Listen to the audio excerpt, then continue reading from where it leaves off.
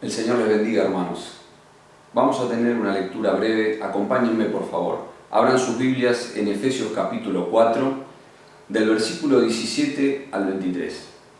Pero antes de leerlo, vamos a poner en mente lo que muchas veces se nos ha contado del Antiguo Testamento de la tierra de Canaán. En varias oportunidades se nos ha hablado de que la vida cristiana, la que tenemos nosotros acá hasta que el Señor nos venga a buscar o nosotros vayamos después de conocer a Cristo, se parece mucho a la vida en la tierra prometida del pueblo de Israel. Era una tierra que fluía leche y miel, una tierra maravillosa, llena de bendición, pero había enemigos. Y a esos enemigos había que combatirlos. Y Dios había dicho y dado instrucciones precisas respecto de que no había que hacer alianzas con esos enemigos, de que había que destruirlos por completo, no había que darles lugar para que esos enemigos no les sean de tropiezo al pueblo de Israel.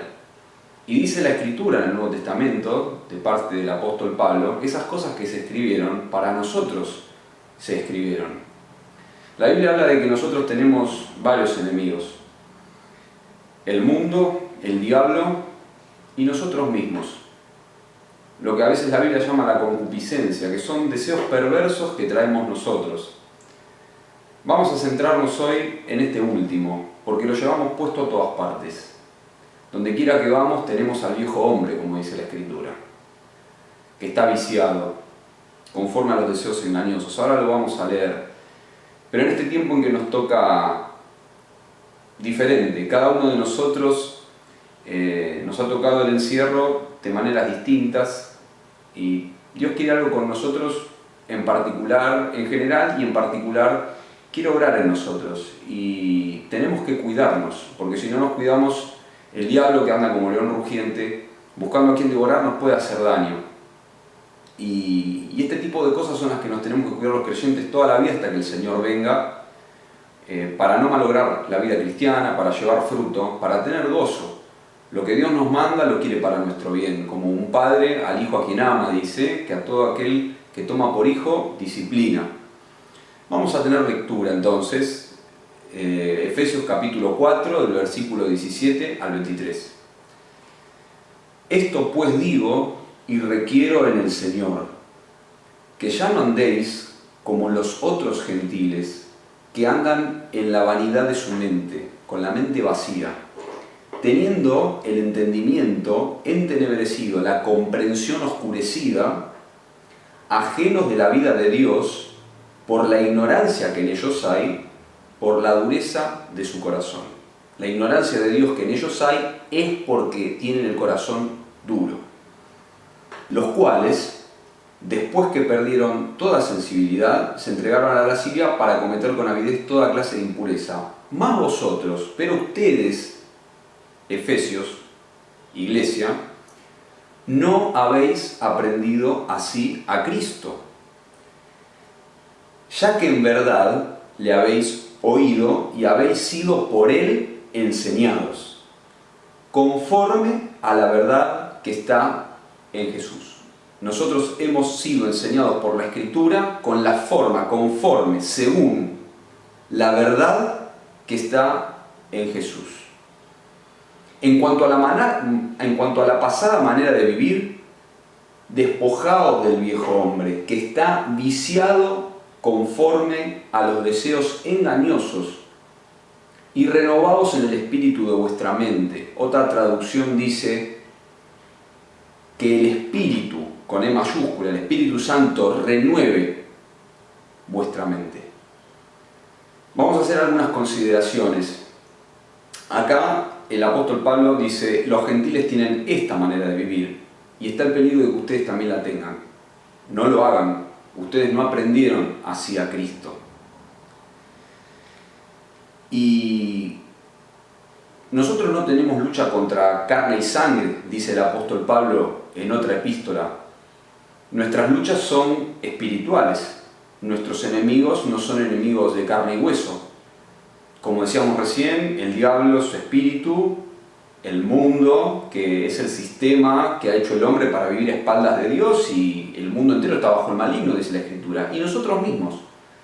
Nosotros tenemos este viejo hombre viciado, dice, fíjense cómo dice el versículo 22, estamos viciados conforme a los deseos engañosos. Nosotros tenemos deseos engañosos todo el tiempo y pensamientos que están engañosos y que no están alineados con la voluntad de Dios. No importa que nos hayamos convertido, se convierte nuestro espíritu, nosotros nos convertimos a Cristo, pero dice la Biblia que nuestra carne todavía anhela la redención. Nosotros anhelamos la redención de nuestro cuerpo. Es decir, cuando la Biblia dice carne, no significa solamente el cuerpo material, sino que es todo nuestro sistema de pensamiento que está afectado por el pecado. David decía, en pecado me concibió mi madre. Nosotros fuimos concebidos en pecado y tenemos esta inclinación natural, o mejor dicho, de nacimiento, a pecar. Y tenemos que saberlo, que nuestro intento desde chicos es siempre errado, es hacia el mal. Y cuando nosotros nos convertimos a Jesucristo y viene el Espíritu Santo a vivir en nuestra vida, esto no se va. Y tenemos que estar, por así decirlo, desconfiando de nosotros todo el tiempo. No significa que cada uno de los pensamientos que tengamos sea malo, pero tenemos que desconfiar. A mí en mi trabajo me tocó trabajar, por ejemplo, con una persona que yo había descubierto que era mentirosa.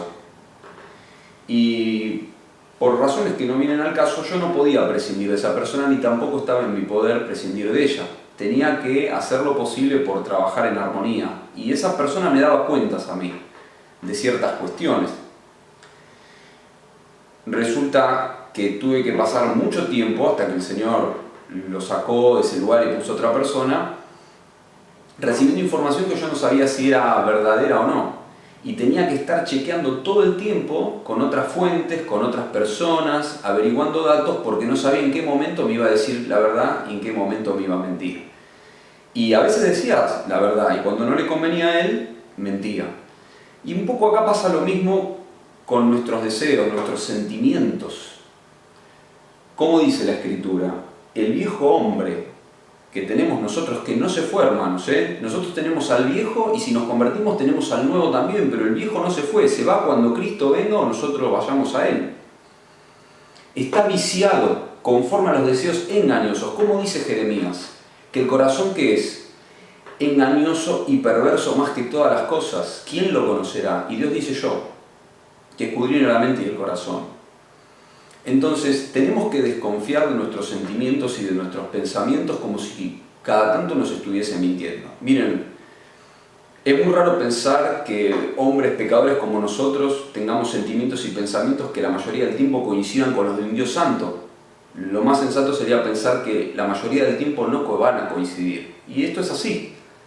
Por la gracia de Dios vamos aprendiendo los caminos del Señor y adentrándonos en su voluntad y conociendo cada vez más de Él, pero siempre tenemos que desconfiar de nosotros mismos, de las ganas que tenemos de hacer algo o de pensar algo.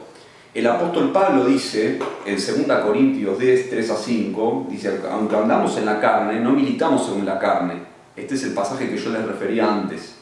Porque las armas de nuestra milicia no son carnales, sino poderosas en Dios para destrucción de fortalezas, derribando argumentos y toda altivez que se levanta contra el conocimiento de Dios, y llevando cautivo todo pensamiento a la obediencia a Cristo. Pensamientos de otra persona o pensamientos nuestros, hay que llevarlos cautivos a la obediencia a Cristo. ¿Qué quiere decir? Que tengo que comparar con lo que Dios dice lo que yo estoy pensando. Y si lo que yo pienso no contradice las Escrituras, lo voy a tomar y está bien. Y si lo que yo pienso va en contra de lo que dice Dios, lo voy a desechar. Dice la Escritura que lo que nosotros tenemos es un culto racional.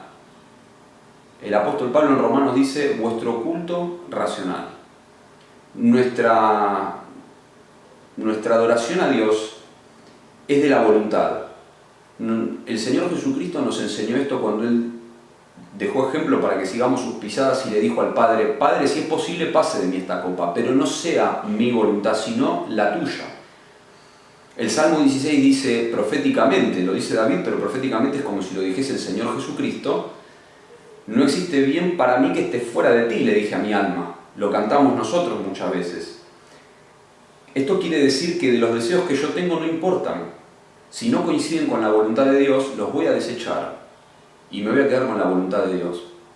Por supuesto, esto es locura para los que se pierden, para los gentiles, como leíamos recién, para los que no conocen al Señor. Esto es una locura, porque es un hecho de fe. Creer que yendo en contra de lo que a mí me parece, voy a obtener un beneficio. Pero nosotros sabemos que fiel es el que prometió, y que si nosotros nos oponemos a nuestros sentimientos y pensamientos en fe de que Dios honra a los que le honran y que nosotros estamos haciendo la voluntad de Dios, nos va a sobrevenir bien, porque Dios honra a los que le honran. Y pensaba que el Espíritu de Dios tiene que renovar nuestra mente, como decía el versículo 23, y renovados en el espíritu de vuestra mente. Como yo les decía, que otra traducción de la Biblia dice que el Espíritu renueve nuestra mente. Cuando nosotros nos convertimos, la Biblia habla de que tenemos la mente de Cristo, pero la tenemos en forma de libro. Esa mente se tiene que formar en nosotros, con la Escritura. Las palabras del Señor tienen que formar nuestra manera de pensar, y nuestra manera de pensar dirigir todo nuestro ser. El apóstol Pablo dice: yo no lo alcancé, y hermano, yo les soy sincero, yo menos. Pero tenemos que saber desconfiar, así como yo tenía que desconfiar de este empleado, de nosotros mismos, como el enemigo.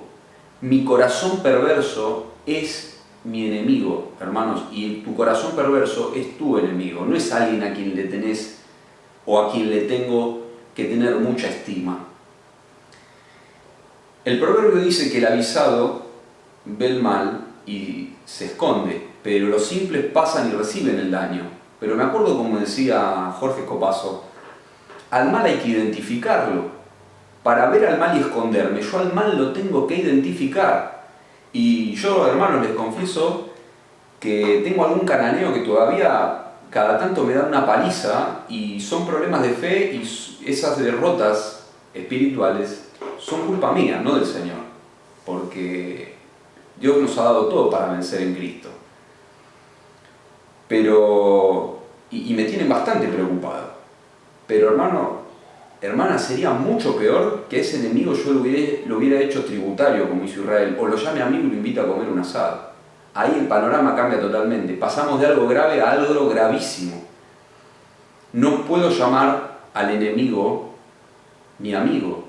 No lo puedo hacer tributario. Israel, cuando se sintió fuerte, dice la Escritura, en vez de expulsar al cananeo por completo, lo hizo tributario, lo hizo pagar impuestos y lo dejó en la tierra. Y el cananeo lo contaminó. Y una cosa es que yo tenga, y que usted o vos, hermano o hermana, tengas problemas con estas cosas que describe Efesios más adelante. Yo no seguí leyendo, pero del versículo 24 en adelante. Con el carácter, con la avaricia, con las palabras corrompidas, con las cosas que escuchamos, con luchar con ese tipo de cosas. Una cosa es que estemos luchando y algún cananeo nos haya pegado unos cuantos golpes y estemos peleando. Y otra cosa es llamarle a esto normalidad y amigo mío, porque eso es contradecir la Escritura. Eso es ir en contra de la Biblia. Y estas cosas a veces se meten, hermano y hermana. Hay muchas cosas que hoy se bajan por internet, predicadores inclusive, que piensan que a la Biblia y que a Dios hay que ayudarlo. Yo pensaba, qué pensamiento extraño que a Dios haya que ayudarlo, porque le agregan enseñanzas nuevas de hombres que, si uno las analiza, contradicen la Escritura. Yo no pienso que la psicología sea mala por ser psicología, por ejemplo, pero hay muchas enseñanzas de la psicología que contradicen las Escrituras. Y hay personas que se dicen cristianas que se apoyan bastante en ese tipo de cosas. Sin embargo, contradicen la Biblia y lo que dice la Biblia respecto del corazón y de la voluntad y de los sentimientos y del amor a uno mismo y todo ese tipo de cosas. Cuando el Señor Jesucristo fue tentado en el desierto, contestó al diablo con la Biblia. No usó ningún otro recurso que no sea la Biblia. Yo pensaba, qué maravilloso. El mismo Dios hecho hombre, si Él hubiese entendido necesario hacerse de otro recurso, de otro aprendizaje, de otro conocimiento para resistir al diablo, Él lo hubiera hecho. Hubiera dicho, voy a nacer en otra época donde algunos hombres con algún tipo de inteligencia hayan escrito unos cuantos libros, los voy a leer y voy a resistir al diablo. No, hermano, Deuteronomio. Contestó con Deuteronomio, hasta tiene nombre feo el libro de la Biblia y poco conocido, lamentablemente, como en los días de Samuel, en el pueblo de Dios en general escasea la palabra de Dios. Y contestó con la Escritura, y el diablo no pudo contra el Señor, y Él nos dejó ejemplo para que sigamos sus pisadas. ¿Y qué necesitamos nosotros para enfrentar a nuestros enemigos? Al diablo, al mundo y a nuestra propia concupiscencia, a nosotros mismos, al viejo hombre, a este enemigo mentiroso y engañoso. La Escritura, la Biblia. No necesitamos otra cosa. La Biblia y solo la Biblia. Así que, hermanos, alentémonos a buscar al Señor. Alentémonos a estar con Él, a pasar tiempo con Él. Y si algún consejo nos dan, algún dicho para enseñarnos o para ayudarnos en algo, si no está en la Biblia, no es que lo vamos a desechar, pero lo vamos a comparar con la Escritura. Es el canon, es la caña de medir.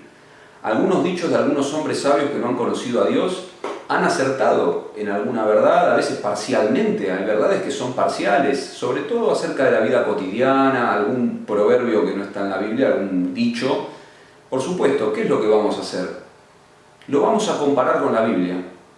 Si está acorde a lo que la Biblia dice, lo podemos tomar, y si no lo tenemos que desechar. Igual que tenemos que desechar si tenemos algún pensamiento que no se condice con la Escritura, como hizo el Señor Jesucristo. Si es posible, esto pase de mí, pero pero no sea mi voluntad sino la tuya.